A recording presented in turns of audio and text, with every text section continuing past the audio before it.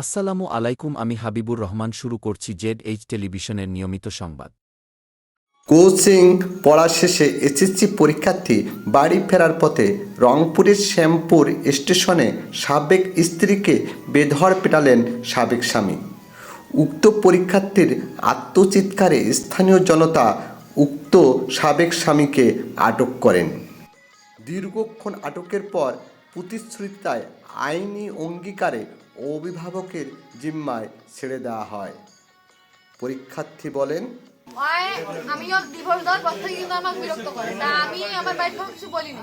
তাও দুই একদিন বলছি, তা বলছে যে যদি তো সরাসরি রাস্তাঘাটে কোনোদিন আটকাবে সেদিন এসে বলি তোর নামে আমরা অন্য কোনো ব্যবস্থা করবো।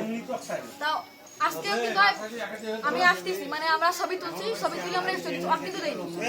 আমিও দেয়নি, আমার একটা বান্ধবী দিচ্ছি। স্টোরি দেওয়ার পর ওই দেখছি, দেখার পর ও সেই ডিলেট করেছি। আমরা বন্ধু বান্ধবী মানুষ ফাজলামি করে দিতে পারি। ওইটা স্ক্রিনশট মারিও আমরা বেরো অফ ট্যাগ করে দিচ্ছি। আপনি আর ফোন বার করে দেখতে পারেন, আমরা ট্যাগ করে দিছি না, ট্যাগ করে দেয়নি, কিন্তু ওই বলতেছে ট্যাগ করে দিছি। ওই সেজন্য আমার ওইখানে আটকে বলতেছে কি তোর সাথে আমার কথা আছে, তুই নাকি খারাপ নস, তুই নাকি অমুক নস তমুক নস।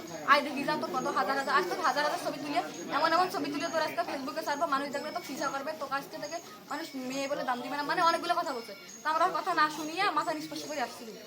আসার পর এখানে অনেক ঝামেলা হওয়ার পর ওই কিন্তু আজ থেকে 4-5 দিন আগে আমার অনেকগুলো এসএমএস দিছিল। আমার একটা বন্ধুর নাম নিয়ে আমাকে অনেক খারাপ খারাপ ভাষা ইউজ করছে। আমার কাছে এসএমএস গুলো এখনো আছে। এমন খারাপ ভাষা ইউজ করছে বলার মতন নয়। ওগুলো আমি মানে লজ্জায় কথা বলতে পারবো না, নাহলে কিন্তু ওর সাথে আমার ভাই বোনের সম্পর্ক ছাড়া কোনো সম্পর্ক নেই। এইভাবে ইউজ করছে। ওগুলো করার পর এখানে আসলো, ওদেরও রাগ আছে একটা। ওরা ওগুলো এসএমএস দেখার পর ওরা বলতেছে অন রাখছে। আমি খালি বললাম যে আয় কি করবি দেখ করা যায়। আয় সোজা আসিয়া আমার গায়ে মারছে, আঘাত তুলছে, কোনো কথা নেই। শুধু আমার একটা বন্ধু জিজ্ঞাসা করছে ভাই কি সমস্যা, আপনার করে সাইড দিচ্ছে, তাহলে ওর সাথে আপনারা কি কথা হবে, আর ও কি করে বেড়াবে সেটা হয় বলবে। এই কথাটাই শেষ। আর এই কথা শেষ হয়ে আমাকে মারছে, মানে আমার হাতে ছুরি ছিল, ছুরি দিয়ে আমার হাত কেটে ফেলছে। সাবেক স্বামী বলেন, কেন মারলা ওকে? ছেলেকে কোলে নিয়ে ছবি তুললো। তোমার নাম কি? আমার নাম রবি। তোমার বাবার নাম? মুস্তফা। তোমার গ্রাম কি? দক্ষিণ অযোধ্যা। দক্ষিণ অযোধ্যাপুর। হ্যাঁ, কি হয়েছে বলো তো বাবা। ছেলেকে কোলে নিয়ে ছবি তুলছে, স্টোরি দিয়েছে, আমাকে ট্যাগ করে। হ্যাঁ, আমি ওই স্টোরিটা দেখছি, দেখে প্ল্যাটফর্ম দিয়ে আসতেছি, বুঝছেন? আমি ডাকলাম বলার জন্য যে ছবিটা তুলতে ভালো কথা, স্টোরি দেওয়ার দরকার নেই, কারণ তুই আমার এক সময় স্ত্রী ছিল, আমার অনেক খারাপ লাগে।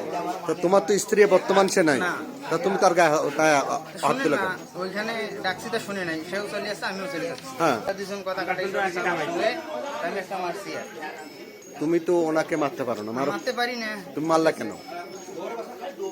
এটাই হয়েছে।